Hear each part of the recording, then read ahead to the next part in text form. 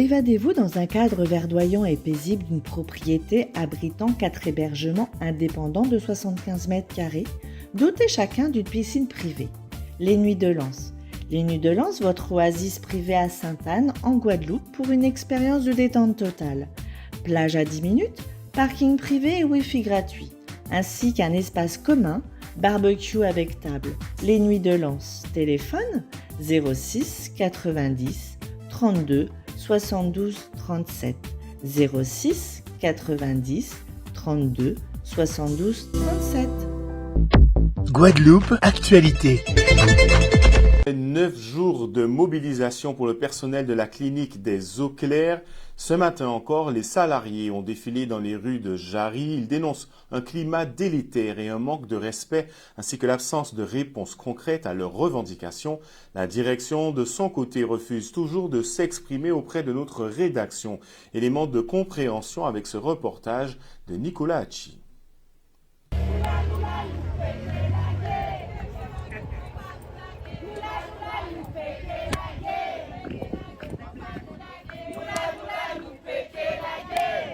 Nous arrivons donc au 9e jour de mobilisation de grève, puisque celle-ci a démarré le lundi 12 janvier, consécutivement à une assemblée générale et également consécutivement à des NAO qui n'ont pas abouti. Aujourd'hui, en fait, et comme hier, on a voulu se mobiliser sur la voie publique, car évidemment, nous souhaitons manifester notre mécontentement auprès de la population, même si nous dérangeons, mais on veut déranger pour le bien-être. Nous soignons des gens aux eaux claires, mais nous ne voulons pas arriver au burn-out.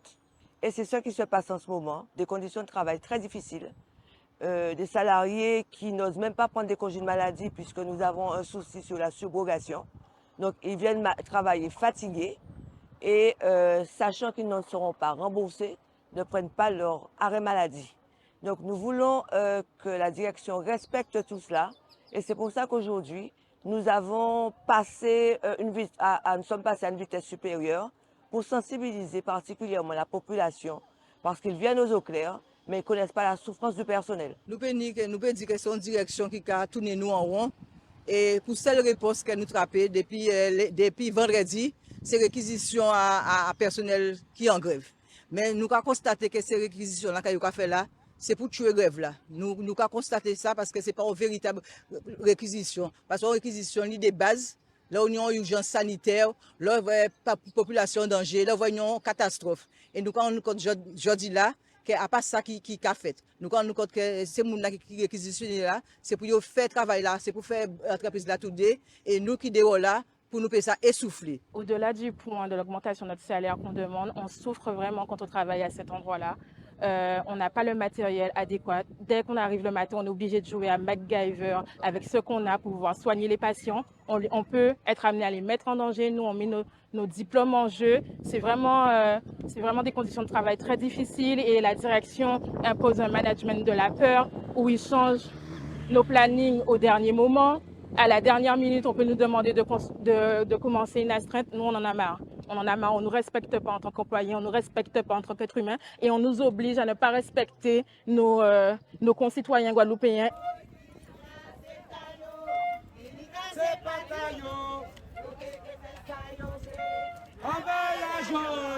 Maintenant, un congrès pour poser des lignes claires. L'UGTG a tenu un congrès extraordinaire aujourd'hui face à la situation économique et sociale de la Guadeloupe. Le tout dans un contexte de tensions persistantes et à l'approche des élections municipales de 2026. Le syndicat réaffirme sa position en faveur de l'indépendance du territoire, un discours sans ambiguïté qui s'inscrit dans une lecture politique et historique assumée. Retour sur ce congrès avec des images d'Olivier Félix.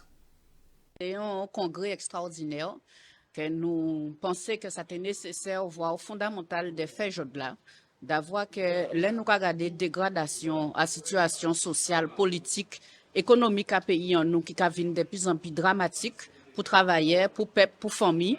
Eh bien, nous estimons que ça était important de réaffirmer vision politique en nous, de réaffirmer ligne stratégique à syndicat là, de lutte de classe, de ligne de masse et un combat pour justement l'indépendance nationale et la pleine souveraineté.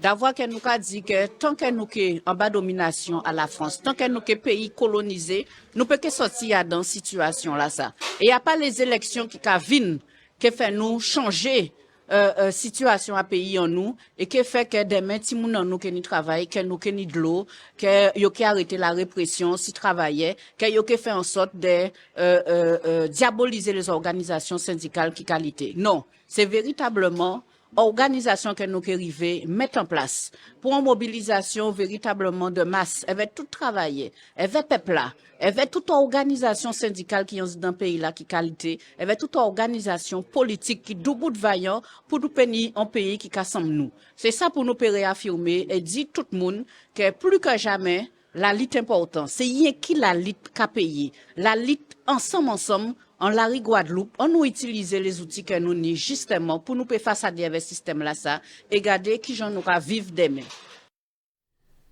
Et enfin, début des travaux de réparation au niveau des canalisations à Petit Pérou, notamment dans la commune des Abîmes. Un chantier important financé à hauteur de 1 800 000 € par le conseil départemental et le SMGEAG. Des travaux programmés du 20 janvier au 27 novembre 2026 avec pour objectif l'amélioration durable du réseau. Un investissement attendu dans un contexte de crise de l'eau. Regardons ce reportage d'Olivier Félix. L'occasion donc de dire qu'il était nécessaire que ce problème soit résolu, de dire que cela prendrait du temps, mais il est quand même que nous puissions agir. Comme je suis quelqu'un de résolument optimiste, mais aussi d'action, donc là c'est pratiquement 39 millions que nous allons accompagner, pour lesquels nous allons accompagner le syndicat, et en commençant par cette opération, 27 millions pour la réparation donc, des réseaux. Ici on commence aux Abîmes, 1,8 million. Parce que Petit Pérou, les gens sont très affectés, il y a beaucoup de coupures. Donc le but, c'est d'améliorer leur situation et faire en sorte que ces coupures cessent à terme. Donc ce sont des travaux qui vont durer quelques mois. Mais au-delà de Petit Pérou, nous intervenons pour un montant global de 13 millions sur la ville des Abîmes. Il y a d'autres secteurs sensibles qui concernent cette opération. Ce secteur de Petit Pérou aux Abîmes, on est le bon exemple.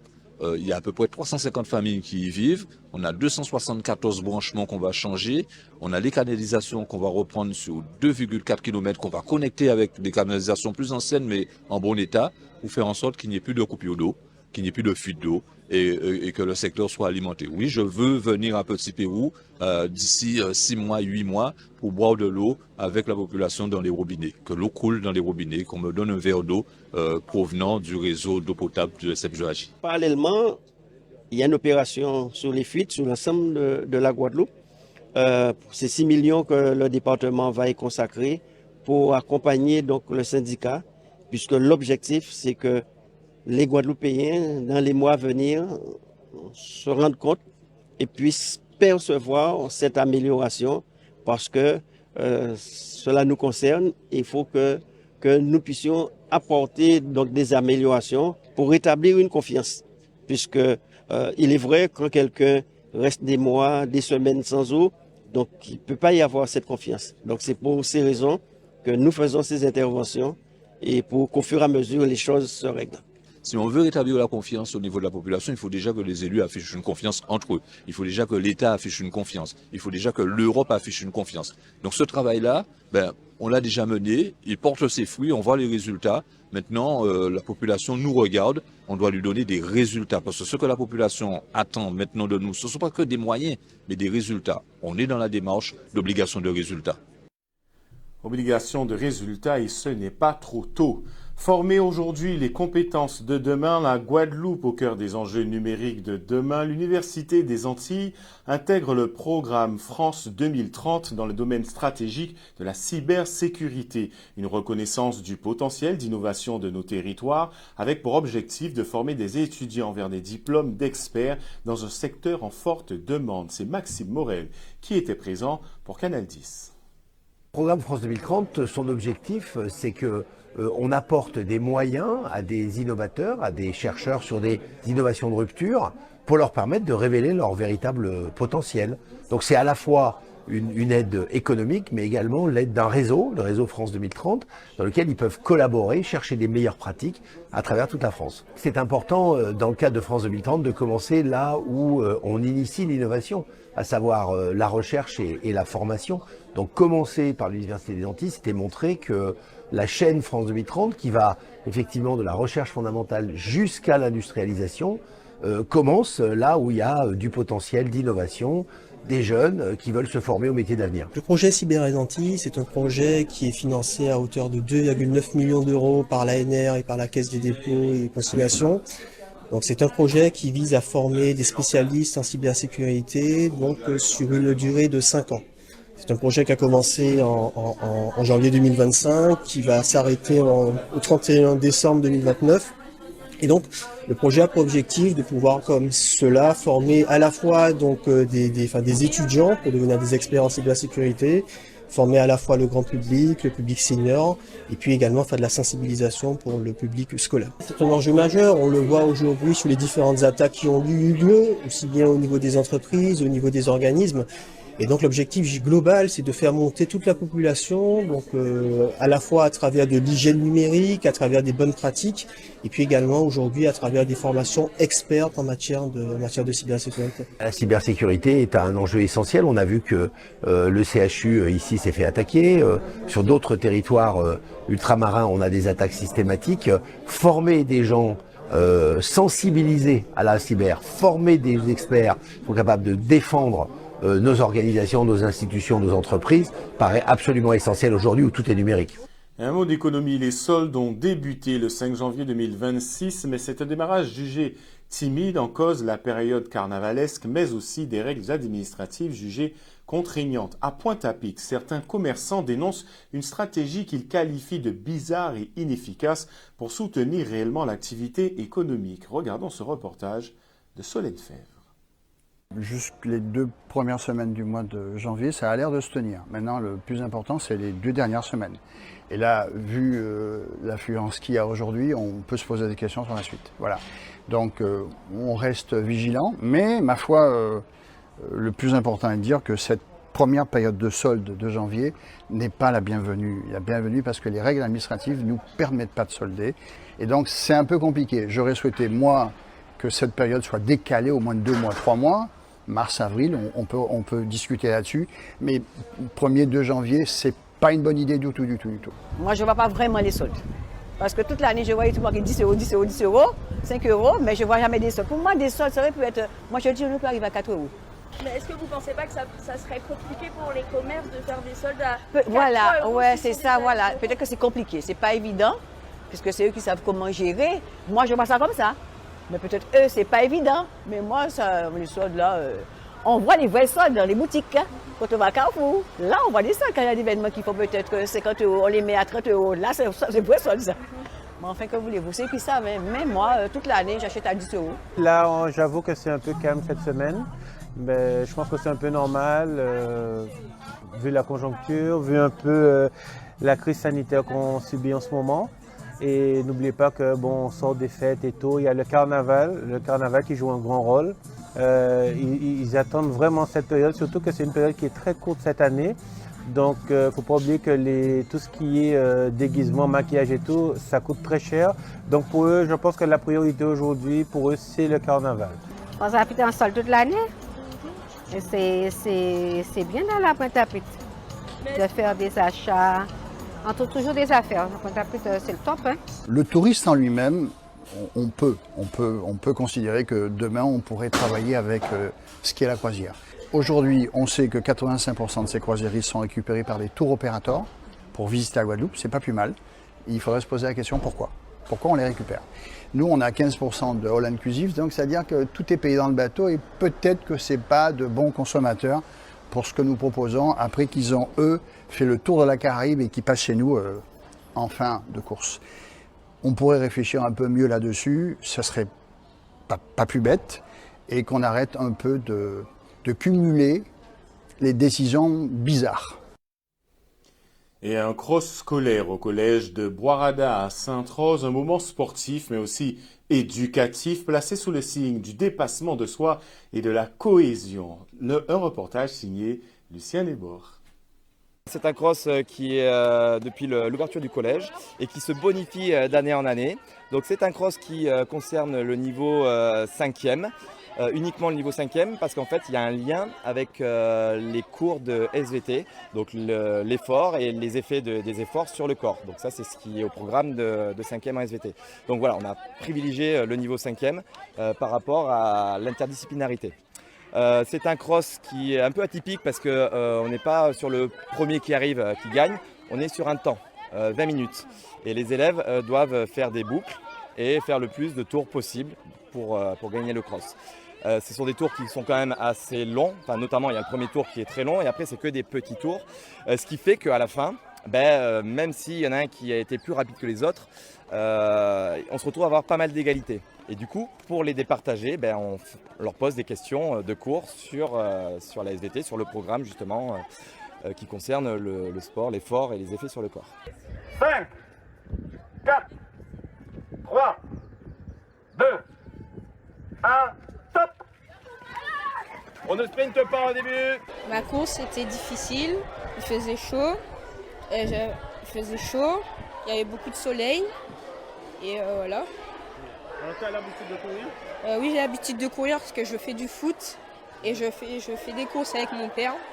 Donc j'avais un peu l'habitude de courir. Ça me fait plaisir de gagner cette course. Comme ça, mes qualités sont mises en valeur. C'était une course qui était assez difficile parce qu'il y avait du dénivelé, il y avait des trous. Les chemins n'étaient pas stables. Finalement, j'ai pu gérer avec le soleil et la température. Et voilà. Alors, on m'a dit que tu as aussi battu le prof de PS? Oui, effectivement, j'ai battu le prof de PS. Mais c'est... voilà. Tu fais de l'athlétisme? Oui, j'ai fait de l'athlétisme dans un club. Mon club c'est Vert, Pays là, Petit-Bourg et c'est mon sport. Et lancement maintenant de l'année sportive avec ce début du tournoi ITF de Petit-Bourg, premier rendez-vous de tennis de l'année 2026. C'est un tournoi important pour les joueurs, pour les joueuses qui viennent y glaner des points précieux et lancer leur saison, comme nous le pouvons le voir dans ce reportage de Maxime Morel. C'est parti depuis dimanche. C'est vrai que c'est un peu difficile parce qu'on a beaucoup de pluie. Donc on avance difficilement sur le tableau, mais bon, pourvu que ça dure en fait. Là, il y a le soleil pour l'instant et on souhaite que ça dure. Les joueurs sont motivés. C'est vrai qu'elles sont là en fait pour gagner des points, pour avancer dans le tableau. Je suis très contente déjà d'être là et ce tournoi, c'est mes premiers tournois de l'année. Donc voilà, j'essaie de prendre le maximum de repères et voilà, d'y aller à fond. L'objectif, c'est de trouver les premières bonnes sensations pour ce début d'année 2026 et continuer à progresser sur les objectifs qu'on se donne à l'entraînement pour préparer cette belle année qui arrive, cette belle saison. C'est vrai que Victoria aime beaucoup, elle était là l'année dernière et aujourd'hui elle est 18e, elle est tête de série à Melbourne en Australie. Donc c'est vrai que c'est une motivation, c'est un exemple pour pas mal de joueuses. D'ailleurs, je l'avais joué contre elle en tournoi de la Martinique, donc juste avant la Guadeloupe. Et elle a gagné la Martinique et la Guadeloupe. Et quand on voit le parcours qu'elle a fait cette année, c'est juste impressionnant. Et ça montre aussi que ce genre de tournois, en fait, de début d'année, ils sont hyper importants pour nous les joueuses parce que ça peut être le point de départ d'une très belle saison. Et donc, on a juste envie de suivre ses traces et toutes les joueuses rêvent de faire une saison comme elle a fait l'année dernière en 2025. C'est sûr que la saison de Vicky est très inspirante et j'aimerais faire pareil. Mais oui, voilà, ça montre que c'est possible et d'y croire, ouais, ça nous donne envie à toutes. Je donne rendez-vous à tout le monde tous les jours à partir de 9h30. C'est gratuit, les tribunes sont là, tout est fin prêt, donc normalement une belle semaine. Et de retour donc sur notre plateau, et puisque nous sommes en période carnavalesque, nous allons donc parler du guide Carnaval Rivet avec la fondatrice de Kaikafet et de ce guide Carnaval Rivet. J'ai le plaisir d'accueillir Maïté Perrault. Bonsoir. Bonsoir à tous. Nous sommes là donc jeudi ce soir pour nous parler de cette 11e édition du Carnaval Rivet, un guide incontournable maintenant depuis plus de 11 ans sur notre territoire. C'est un nouveau lancement et je crois que cette 11e édition est un peu spéciale. C'est une édition, alors chaque année, hein, c'est une édition spéciale, mais cette année, elle marque beaucoup par la couverture qui attire. Enfin, j'ai vraiment des retours. Alors chaque année, c'est vrai que les couvertures attirent. Il y a toujours de belles photos. L'année dernière, c'était les Masviefort, par exemple. On va voir d'ailleurs dans quelques instants à l'écran la belle affiche. La belle couverture, mais c'est vrai que cette année, elle impacte beaucoup. C'est une couverture en fait, c'est une photo réalisée par Sidney Ogiak, non Intrusive Pictures.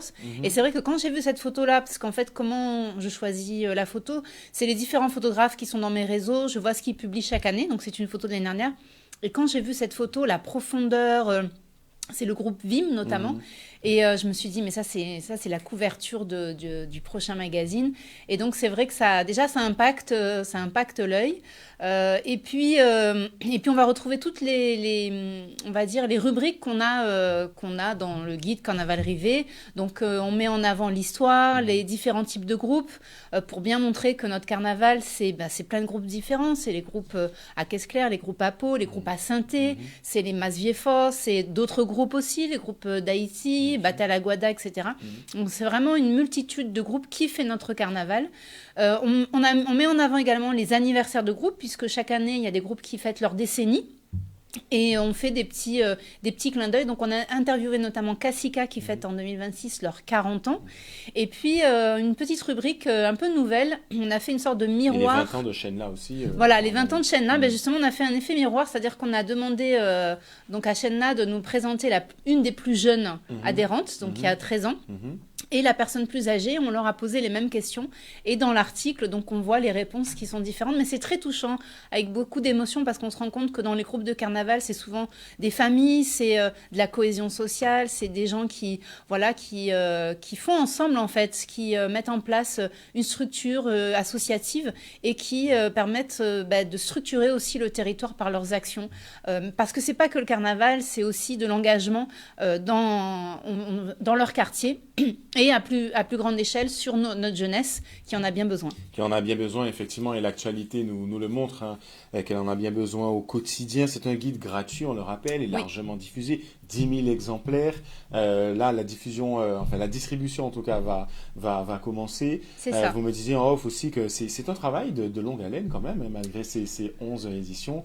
Il faut aujourd'hui sauvegarder ce format papier, c'est important, ne serait-ce que pour défendre aussi notre patrimoine. Ça devient un outil aussi de mise en valeur de notre patrimoine, mais il est aussi disponible en numérique. En numérique. C'est vrai que moi, je suis très attachée au papier, et on le voit, le secteur de la littérature, on pensait que le livre allait disparaître, mais pas du tout. On est quand même attaché en tant qu'humain, je pense, aux choses physiques, parce que le virtuel, le numérique, ça reste virtuel. C'est intéressant, c'est bien, mais on est enseveli sous l'information, sous les images, les vidéos. Donc le papier, je pense qu'il va rester. D'ailleurs, on va en amener aux archives départementales, parce que je me dis, voilà, dans 150 ans, je ne serai plus ici. Eh bien, il y aura peut-être des jeunes à l'université qui voudront écrire sur notre carnaval qui se passe aujourd'hui. Eh bien, ce sera un référent parmi d'autres. En tout cas, il y aura des traces écrites. Bien sûr, il y aura toutes les archives aussi numériques qu'il faudra faire. Mais le papier, c'est comme un condensé, en fait, d'une lecture, on va dire, annuelle sur ce qui s'est passé sur notre territoire à un temps donné. Donc oui, on ne peut pas échapper au numérique, donc il est en version numérique téléchargeable sur le site kaikafet.com. On peut le lire en ligne aussi sur un site qui s'appelle Calameo, qui permet on va dire, tourner les pages comme si c'était un vrai livre. Et d'ailleurs, aujourd'hui, j'ai regardé les chiffres, on a atteint les 3500 vues déjà, alors que ça fait qu'une semaine qu'on a commencé à communiquer, à envoyer dans les réseaux, WhatsApp, Internet, etc. Donc les gens l'attendent. Chaque année, j'en suis très heureuse. Donc, il y a ces 10 000 exemplaires dont la distribution commence demain. Alors, souvent, on nous dit « Ah oui, mais le carnaval finit bientôt. » Alors, l'année dernière, c'est vrai qu'il était relativement long. Mais on ne peut pas faire, en fait, plus tôt. D'abord parce qu'il y a le temps d'impression qui est relativement long, c'est 60 pages.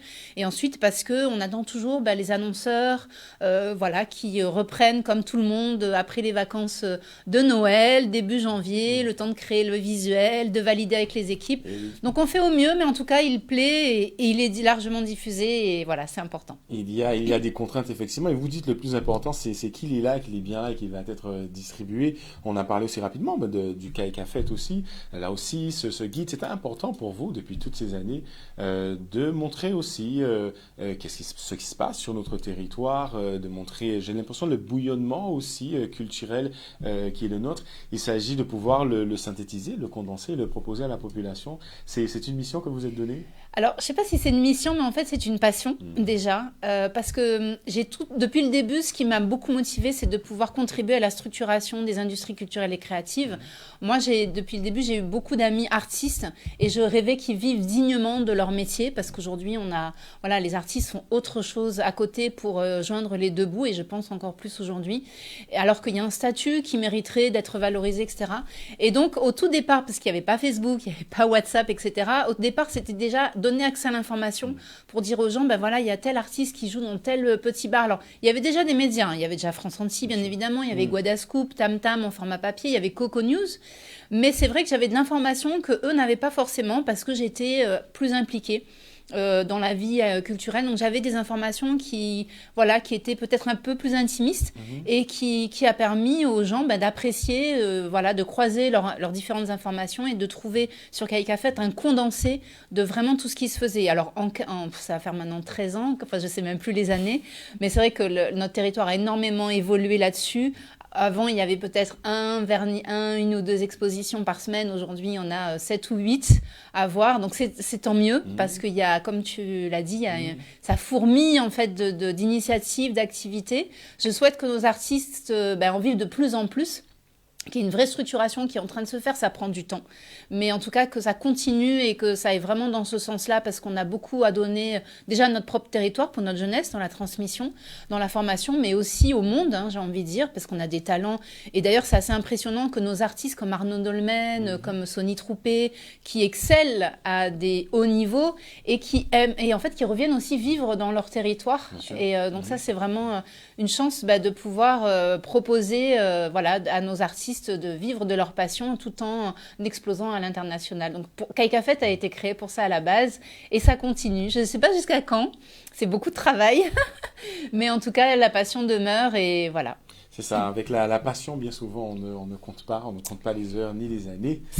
Donc on vous souhaite encore que ça continue longtemps, parce que je pense que c'est un outil indispensable pour notre territoire et pour la mise en valeur de nos artistes, quels qu'ils soient. Effectivement, il n'y a pas de grands, pas de petits, pas de plus intimiste et de public. Je crois que c'est un territoire riche pour cela. C'est ça, pour tout le monde, pour tous les goûts. Il faut participer absolument à le faire rayonner, Maïté Perrault. S'il y avait un mot de fin pour nos téléspectateurs qui nous regardent, peut-être un souhait aussi pour cette année 2026. J'ai envie de parler de joie, la joie de vivre, parce qu'on est dans des temps où il y a un peu on manque d'espérance, peut-être de foi aussi dans l'avenir, donc vraiment de la joie de vivre, de la foi dans un avenir riche et j'ai envie de dire abondant dans tous les sens, abondant dans les relations, avec de belles surprises qu'on pourrait rencontrer, et puis surtout de continuer à porter notre culture encore plus haut, de valoriser toutes ces personnes qui œuvrent pour le développement de notre territoire et de prendre... Outremernews.fr, le site de l'actualité Outre-mer 24 heures sur 24 et 7 jours sur 7. Retrouvez la chaîne Outremer News sur YouTube.